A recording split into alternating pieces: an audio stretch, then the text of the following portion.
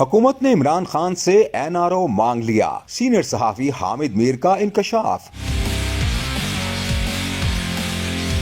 क्या हुकूमत इमरान खान को रिहा कर देगी? कौन सी ऑप्शंस के साथ इमरान खान को रिहा करने की पेशकश की जा रही है? क्या बानी PTI ने हुकूमत की पेशकश मंजूर कर ली है? इन सवालात के जवाबात दिए हैं सीनियर सहाफी और एंकर पर्सन हामिद मीर ने।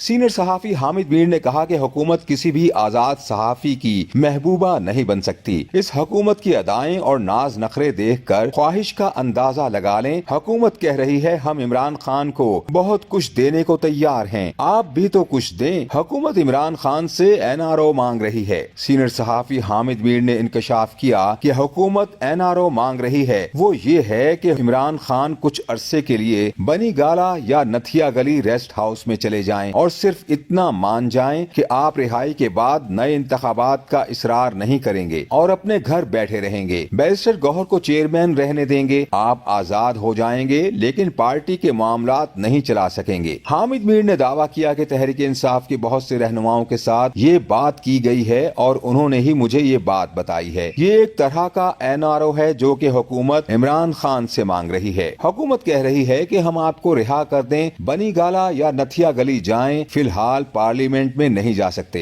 हुकूमत की पेशकश अपनी जगह, लेकिन इमरान खान इस पर बिल्कुल तैयार नहीं।